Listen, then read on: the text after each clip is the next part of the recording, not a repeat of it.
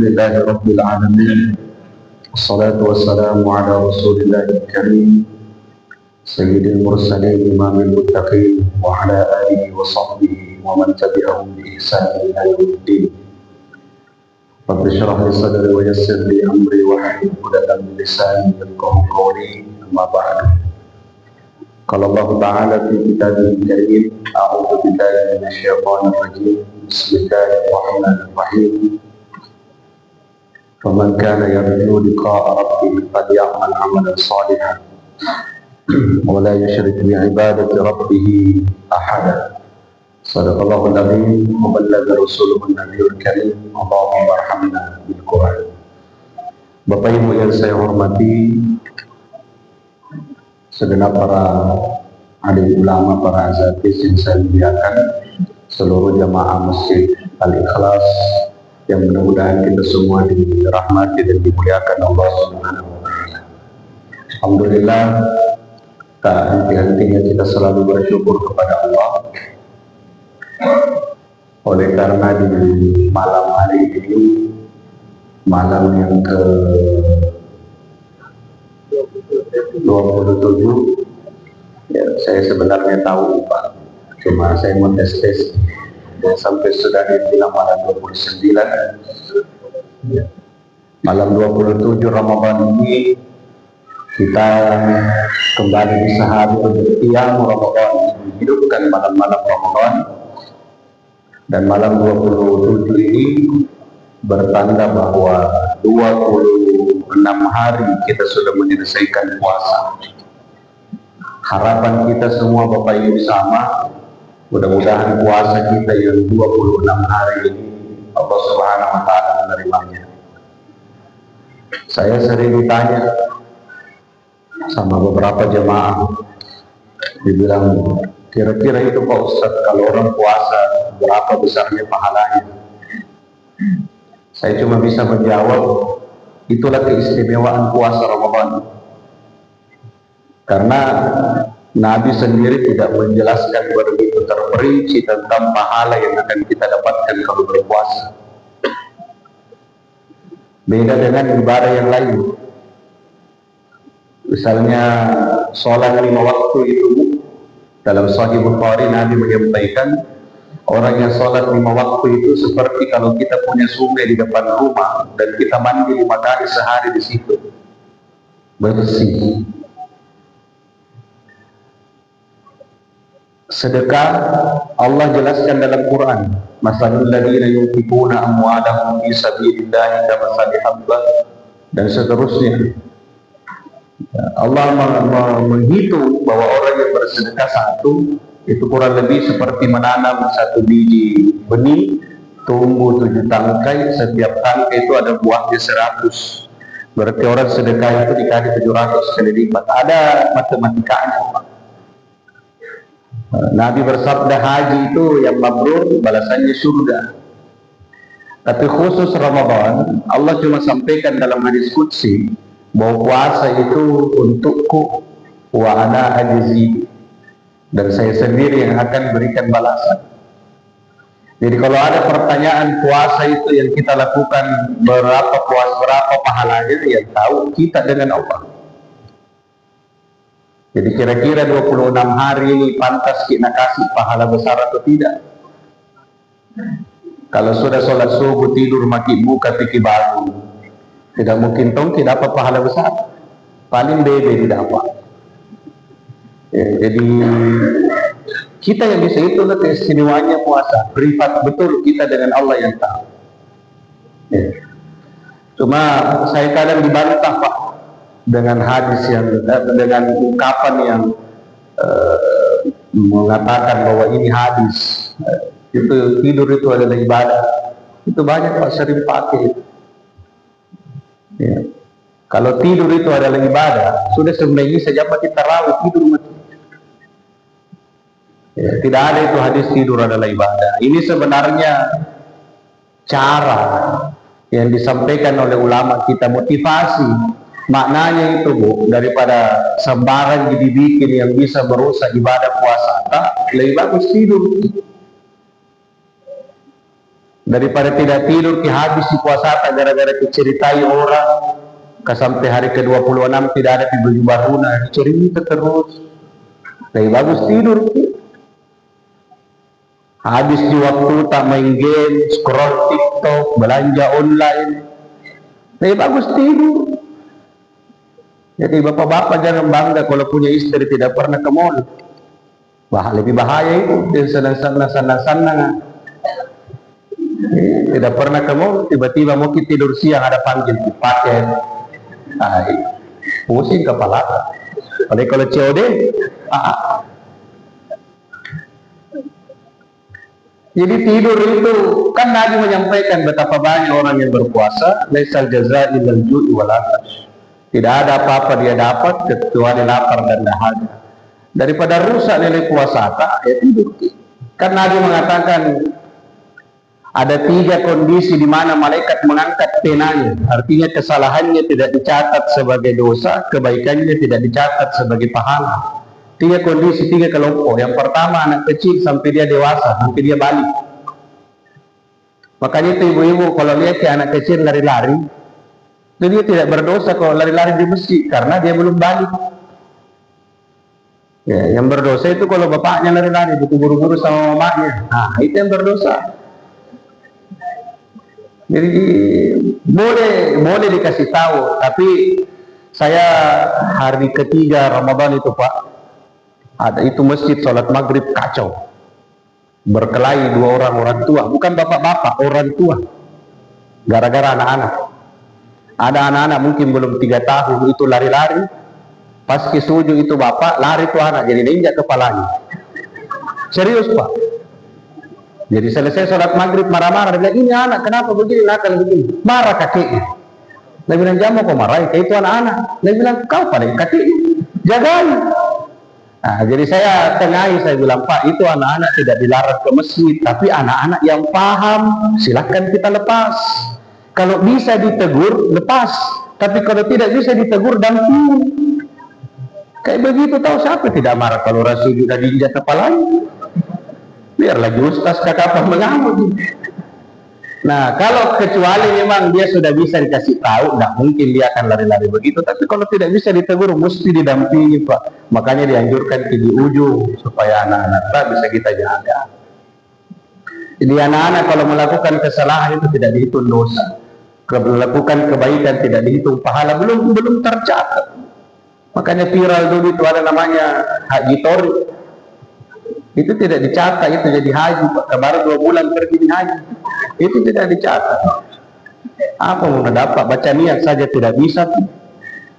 Ya, ada yang bilang katanya kan untuk pendidikan dan pembelajaran apa baru 2 bulan. Yang kedua tidak diterima kesalahan seorang sebagai dosa, kebaikan orang sebagai pahala. Orang gila sampai dia waras. Jadi orang gila itu tidak kena hukum agama, tidak kena hukum negara. Ya, makanya itu banyak sekali kejadian orang yang melakukan kejahatan, kriminal, supaya bebas dari hukuman dibilangnya orang gila, supaya tidak dihukum. Ya, orang gila itu tidak dihukum berdosa kalau dia melakukan maksiat, karena dia gila. Makanya ulama kita menjelaskan, kan ada 4 persyaratan paling tidak yang harus dipenuhi kalau orang puasa Pak. 1 dia Islam, yang kedua dia balik, yang ketiga dia mampu maksudnya sehat, tidak musafir, dan yang keempat waras. Jadi kalau besok di luar siang-siang dia tiada orang tidak puasa, bisa jadi dia bukan orang Islam Ustaz. Oh berarti mungkin masih anak-anak. Ya ada nih anak-anak. Berarti sakit. Sehat Ustaz. Berarti gila. Itu mami yang keempat. Jadi orang gila itu tidak dikenai hukum. Ada juga ibu-ibu yang biasa puji, dia bilang baiknya tahu itu orang gila ini, biar makan sembarangan tidak sakit. Nah itu gilanya sakitnya. Lebih parah lagi itu sakit gila.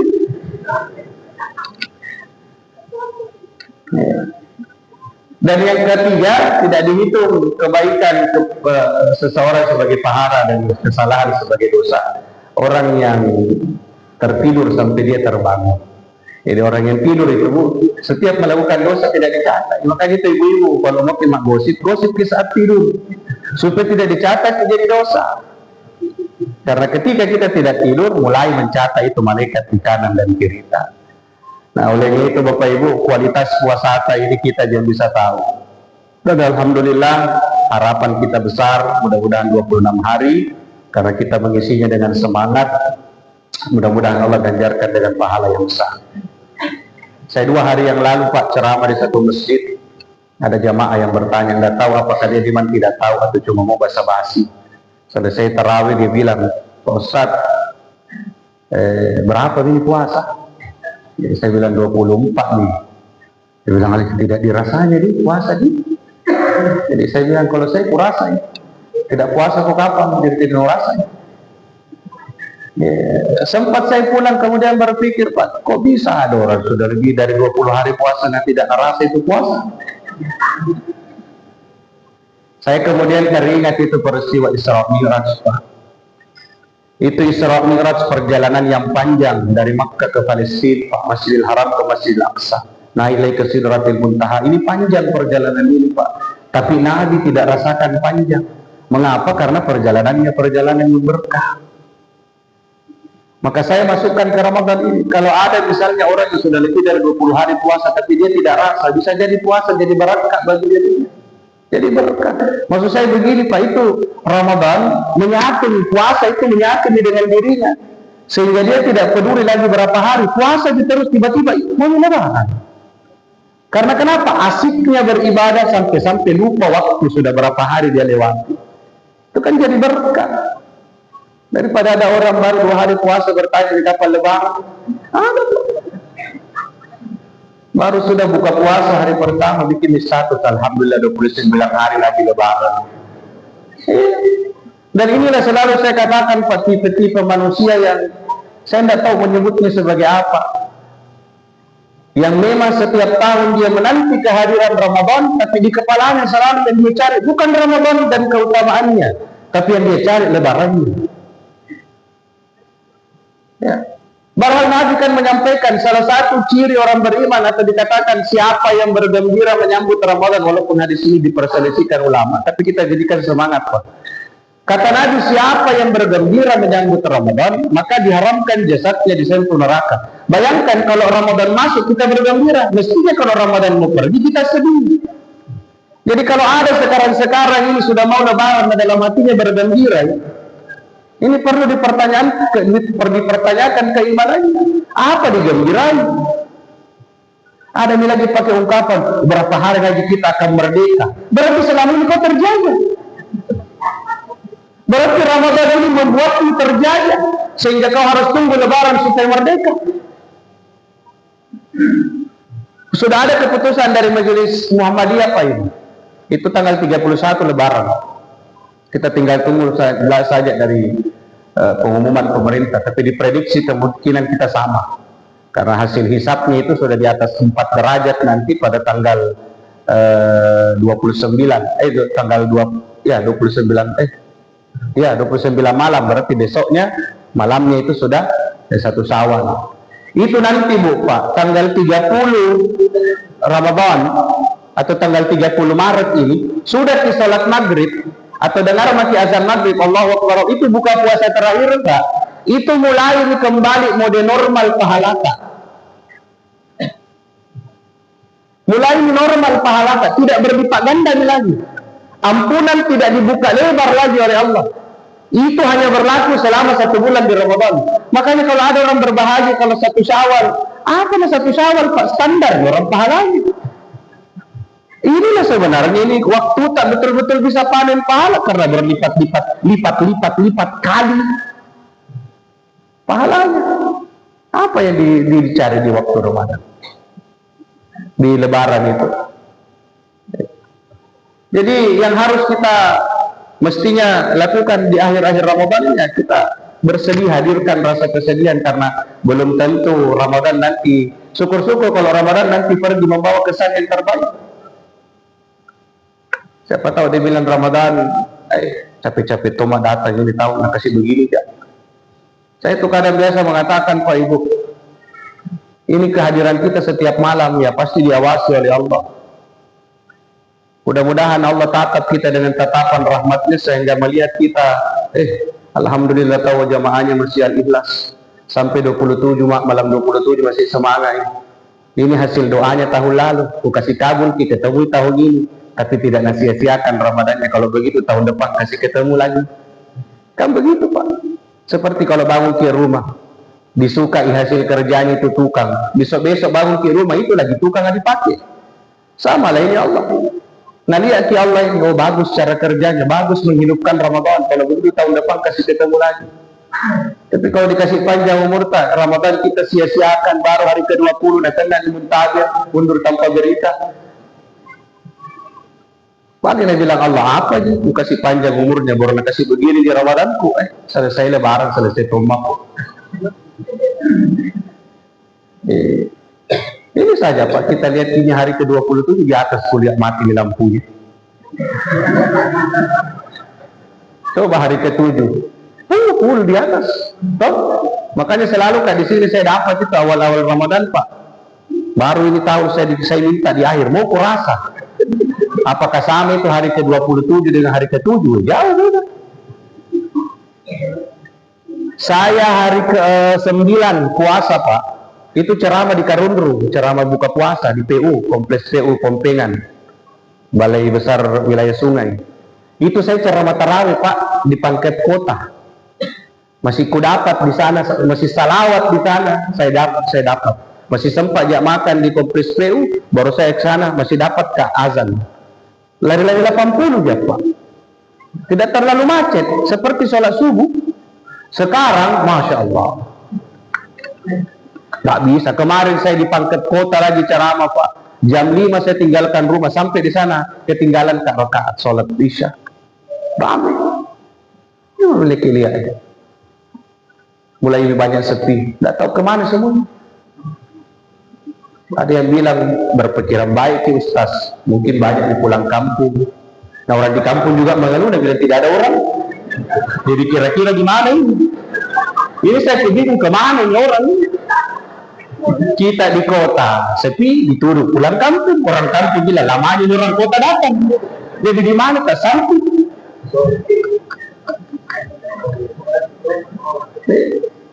Makanya dalam hati saya kadang bilang Pak, seandainya bisa berandai-andai saya. Seandainya bisa Pak, diatur-atur, mau kok saya, itu yang lebaran, kita yang bertahan sampai akhir. Toh? Iya toh? Itu kan lebaran namanya kemenangan. Siapa yang berhak dapat kemenangan? Orang yang berjuang. Siapa yang berjuang? Kita ini, yang istiqomah dari awal sampai akhir. Yang harusnya raih kemenangan.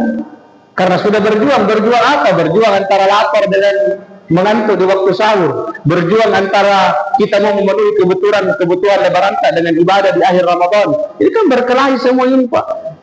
Belum ada baju baru kok, tapi mau pergi tarawih, berkelahi di pikiran, tapi kita lebih pilih tegakkan tarawih. Itu kan perjuangan. Tapi itulah Rahman dan Rahimnya Allah Pak. Mau dia rajin tidak rajin, semua berkumpul di hari raya. Justru saya lihat yang paling besar takbirannya paling banyak kalah. Berteriak, Allahu Akbar, tanya berapa kali lama? 3 minggu. Paling banyak baju barunya, tampak di tarawih. Ada yang baju baru tak? Hah? Ada nih? Kalau enggak ada beli. Tidak ada gitu anjuran kalau pergi Idul Fitri orang pakai baju baru Bu. Yang ada itu pakai baju terbaik. Tidak semua yang terbaik itu baru. Ada namanya baju andalan. Nah itu baju tak dipakai pergi ke Idul Fitri. Ya, nah, olehnya itu Bapak Ibu, yang menjadi pertanyaan besar sekarang kita sudah sampai di hari ke-27, malam ke-27. Lantas kemudian apa yang harus kita lakukan? Bagaimana cara mensyukurinya? Ya tidak ada cara bersyukur yang paling utama Bu, melainkan syukur bil amal. Kita bersyukur lewat amal perbuatan kita. Ya. Dan kesempatanlah Ramadan ini Pak, sebenarnya kita melakukan banyak amalia itu. Karena kenapa? Nabi SAW sendiri menjelaskan setiap perbuatan yang kita lakukan diganjarkan berlipat-lipat pahala. Bahkan napasnya orang yang berpuasa terhitung tasbih, bau mulutnya orang yang berpuasa itu lebih harum daripada bunga kasturi. Ini ada komanya Pak, di sisi Allah. Jadi paham itu. Jadi harum bunga mulut, di bau mulut itu lebih harum daripada kasturi, tapi di sisi Allah, bukan di sisi teman. Sampai sudah sholat asar ada celaki, dia bilang, kenapa sekali mulutmu? Kasturi ini, oh tidak. Yang bau, yang cium bau kasturi hanya Allah. Kita coba, jangan bau napasnya orang. Kita sendiri pakai masker sore-sore, baru terasa ya. Ini namanya senjata makan tuan. Bahkan ibadah sunnah kata Nabi diganjarkan dengan pahala seperti pahala wajib. Bayangkan pahala sunnah Pak diganjarkan seperti pahala wajib, apalagi yang wajibnya. Makanya itu saya selalu memotivasi Bapak Ibu sekalian kepada jamaah, saya bilang begini, tapi jangan dipelintir-pelintir, karena pada saya sampaikan ini Pak ceramah ada yang pelintir. Saya bilang begini, kita sebenarnya Pak tidak pantas untuk merayu Allah, untuk mendapatkan kebaikan dari Allah dengan ibadah yang wajib. Karena banyak itu dia bilang, mau gak masuk surga deh, mau gak dapat kebaikan dari Allah deh.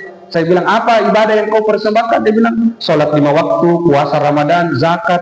Saya bilang, bukan berarti tidak ada pahalanya, tapi masa kau mau dapat surga hanya gara-gara melaksanakan ibadah wajib? Nah itu namanya ibadah wajib, kewajiban. Walaupun tidak ada surga, tidak ada neraka, harus kamu kerja. Tapi ada orang Pak ini pernyataanku udah pelintir, karena bilang berarti tidak penting itu yang wajib. Penting, cuma maksud saya itu kewajibanmu. Jangan kau harap di situ, karena wajib tak memang tugas pokok tak.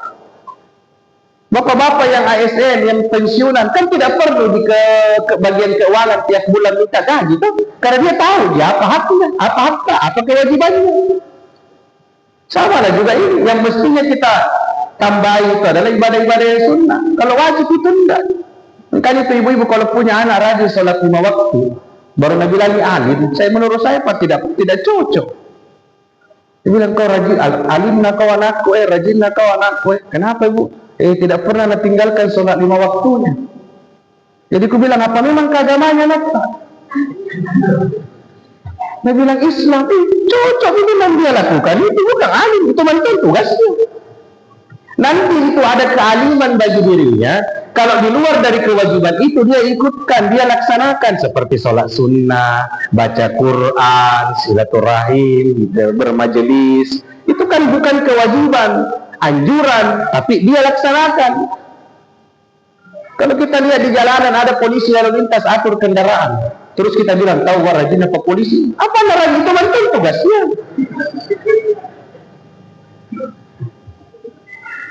Sama ini Pak yang ada viral itu, mungkin bapak-bapak pernah lihat di WA itu, yang gubernur Jawa Tengah itu kalau tidak salah, setelah dilantik, setelah apel dia bilang, mulai saya menjabat 10 menit sebelum azan, semua pekerjaan berhenti, semua ke masjid. Pernah lihat itu ceramahnya Pak? Itu yang diapresiasi, karena tidak ada kepala daerah punya tupoksi untuk menyuruh pegawainya untuk sholat 5 waktu. Tidak ada tupoksinya, pekerjaannya untuk mesejahterakan rakyat. Tapi beliau berani melakukan, itulah nilai lebihnya. Karena di luar dari kewajiban yang dia lakukan, berani dia tegakkan. Kalau itu saja, contoh bisa sederhana, kalau ada dalam kotak isinya lasa, wortel, kentang, biasa. Kapan dia jadi spesial? Ada telur. Baru jadi spesial. Saya sebut dalam kotak Pak, sekarang masih menduduki posisi pertama sebagai makanan Pak Buka.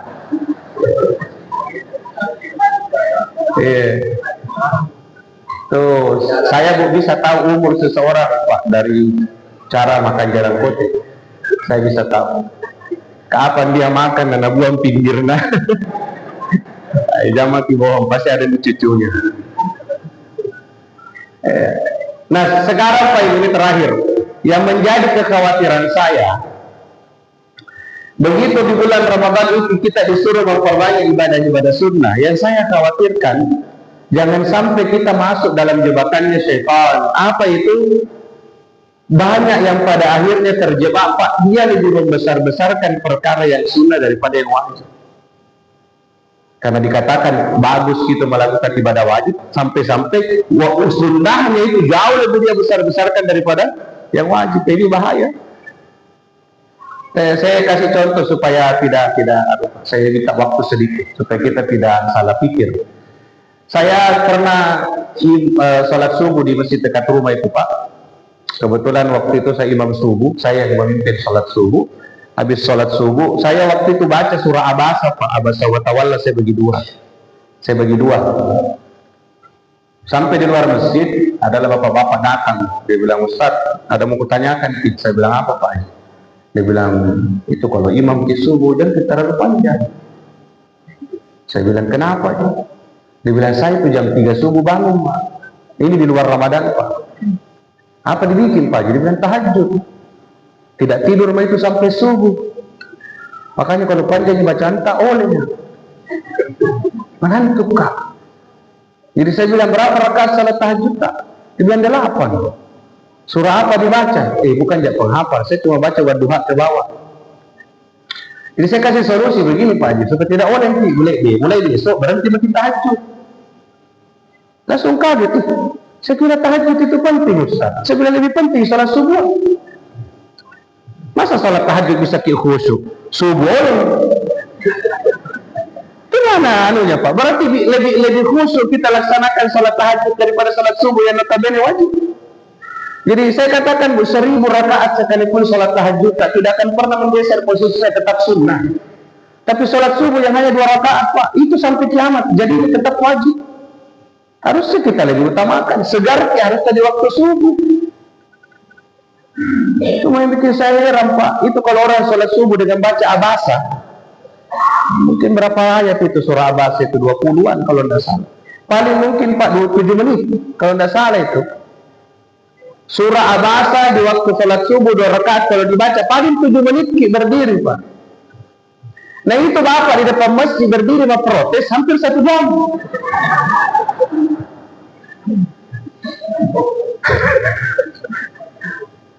Saya bilang, bagaimana masuk nih? Kalau sholat subuh 27 menit, boleh.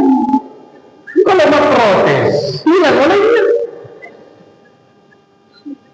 Jadi saya kadang mengatakan sebenarnya, Pak Ibu, tidak ada itu yang sejauh saya hidup, Pak, belum pernah saya dapatkan imam di Indonesia yang membaca bacaan yang panjang. Ini kemakna kata panjang, Pak. Karena banyak orang sebenarnya baru 5 ayat dibaca, mengeluhnya bilang panjang. Padahal sebenarnya bukan panjang, kitanya yang masih belum menggunakan tenaga yang paling maksimal untuk Allah. Sehingga tidak terbiasa. Buktinya tidak bisa sembahyang subuh berdiri lama-lama. Tapi habis sholat subuh pergi ke living kompleks. Selesai sholat subuh pergi naik sepeda sampai Pantai Losari. Tapi oleh kalau sembahyang subuh. Berarti lututnya yang pakai naik sepeda dengan pakai sholat subuh beda.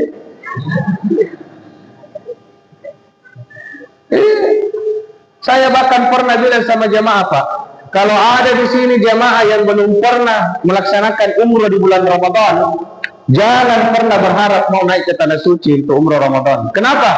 Di sini melulu tes. Kalau di sini saja tarawih kita mengeluh dengan bacaan imam, apatah lagi di atas. Di tanah suci jauh lebih panjang bacaannya daripada di sini. Apa dibilang itu ibu-ibu? Kan dibilang, kalau naik ke atas tanah suci Ustaz, aku paksakan mantonginya, bahalnya aku bayar. Berarti bisa jadi berdiri lama. Karena kita bilang bisa dikupaksa. Kenapa mesti di tanah suci pindah dipaksa? Itu ibadah. Nah itu Tuhan yang disembah di tanah suci dengan disembah di sini sama. Kenapa mesti membeda-bedakan tempat baru untuk satu ibadah? Kalau ibadah tak lillah, maka kita tidak akan pernah memilih tempat, Pak. Mau di tanah suci, mau di tanah air, ibadah kan untuk Allah. Jadi tidak perlu dibeda-bedakan. Sama ini Ramadan. Ada orang kalau Ramadan rajinnya mengaji. Saking rajinnya biar Ustaz ceramah mengaji. Apa begitu dicari? Apa begitu maksudnya? supaya cepat katamak. Coba bayangkan itu pikiran tak supaya cepat katamak. Kalau nak pakai semua ini bapak-bapak ini tinggal masih sendiri bicara. Namanya orang egois, beribadah tidak pada tempatnya. Ini sekarang orang lagi ceramah, mestinya Qurannya ditutup, dengarkan orang bicara. Tidak sopan. Masa nakalak itu sujiwo tejo, Bu? Bukan dia ahli agama, tapi adabnya luar biasa. Saya bilang mengaji saja saat orang ceramah tidak sopan, apalagi di main HP. Ya, jadi saya sampaikan pun inilah pentingnya. Kemudian yang terakhir betul ini, tidak ada terakhir. Ada satu contoh lagi Pak ini, mudah-mudahan ini bisa jadi pembelajaran. Saya ingat tahun lalu saya ceramah di Mamuju Pak. Itu setelah sholat taraweh kita kumpul cerita-cerita sama jemaah sambil tunggu anak-anak. Nah, itulah sekarang Pak, saya betul-betul sepanjang Ramadan ini merasakan jadi artis. Karena setiap selesai taraweh banyak kita tanda tanganku. Anak-anak SD, SMP ada tugasnya tuh. Cuma 2 hari lalu kaget Pak, keadaan nenek-nenek datang. Jadi saya tanya kelas berapa itu? Saya bilang bukan cucuku, ini punya Ustaz. Oh, saya kira kita yang baru sekolah. Cuma saya mau saran dulu tahun depan. Tahun depan itu Pak, kalau bisa judul ceramah itu cukup ustadznya dikasih tahu, jangan diumumkan. Kalau diumumkan, begini anak-anak tidak ada nih. Sudah tidak tahu judulnya tuh lari keluar. Tidak ada yang dengar ceramah. Padahal dikasih buku supaya dengar ceramah, dia sendiri simpulkan apa judulnya. Harusnya begitu. Padahal tidak ada lari itu main. Jadi saya itu biasa kalau dikasih ke buku tamu tidak mau tulis dulu, biarkan dia dengar Kak. Saya buktikan Pak waktu nuzulul Quran saya baca. Saya ceramah tentang kemuliaan Al-Quran, manfaat Quran bisa mengobati orang sakit, bisa mengobati orang kesurupan, orang kesusukan, bisa mengusir setan. Saya bilang, alhamdulillah anak-anak selesai ceramah, datang ke saya cuma minta tanda tangan, tidak bertanya. Saya tanda tangan, langsung ada anak-anak bertanya. Saya tanya anak-anak, tahu ini judulnya? Bilang, sudah Ustaz, kutulis. Pas ku baca isinya, judulnya tulis kesusukan. Saya bilang berarti dia dengar ceramahku. Jadi kalau bisa tahun depan jangan disebut Pak, supaya dia tidak ada dengar, mamanya ditinggal. Nah, yang bikin saya heran Pak, datang seorang anak muda sehabis tarawih itu dia tanya dengan mukanya yang panik. Dia bilang, Ustaz, bagaimana ini tarawihku? Saya bilang, kenapa ini? Di mana kita di tarawih? Dia bilang, di sini ya Ustaz, sama-sama kita tarawih. Terus apa masalahmu deh? Dia ini mau kutanyakan kira-kira bagaimana hukum dia di tarawihku. Saya bilang, kenapa ini? Dia bilang, belum pas sembahyang Isya Ustaz. Saya bilang, la haula wala quwwata. Apa mau ku bilang ini Pak? Serius Kak? Tahun lalu itu saya di Mamuju 10 hari. Sudah lewat tarawih, 20 rakaat itu di sana di Mamuju tarawih, 20 tambah 3 witir. Kan belum bisa sembahyang Isya.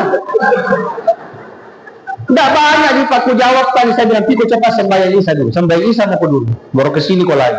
Sholat Isya sudah sholat Isya baru datang lagi ke saya. Dia bilang, Ustaz jadi bagaimana tarawih itu? Saya bilang, kurus mau sama malaikat. Saya juga bingung. Karena yang ku tahu diajarkan saya itu sholat tarawih dilaksanakan setelah sholat Isya. Nah kau ambil duluan tarawih ini. Saya bilang dari mana memang kok, karena belum sholat Isya. Dia bilang, saya tiba di masjid Ustaz salat sementara ceramah sudah ceramah orang tarawih, jadi ikut sholat tarawih. Saya bilang itu dengar ceramah sunnah. Mestinya saat saya ceramah kau ikut, kau sholat Isya saja di sudut masjid, tidak usah dengarkan ceramah. Karena kau lebih besar-besarkan itu dia sunnah-sunnah. Nah kewajibanmu sendiri belum kau kerja. Nah, makanya Bapak Ibu kesempatan sekali lagi ini sebagai penutup bahwa mari kita jadikan Ramadan ini sebagai bulan untuk kita bisa memanen sebanyak-banyaknya kebaikan. Kita tidak usah pikirkan orang-orang yang sudah mulai redup semangatnya. 27 ini berarti 3 malam lagi kita tarawih.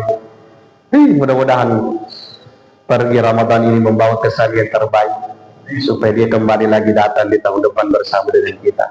Menjaga keistiqomahan itu sulit Pak, susah sekali menjaga istiqomah. Istiqomah itu susah. Kalau mau yang mudah namanya istirahat. tentang istiqomah. Saya kira ini yang bisa saya sampaikan. Terima kasih banyak atas perhatian Pak. Sehat-sehat kita semua, dan mohon maaf atas segala kekurangan dan silap kata. Hadanallahu wa iyyakum ajma'in. Wallahul muwaffiq ila aqwamit thoriq. Wassalamualaikum warahmatullahi wabarakatuh.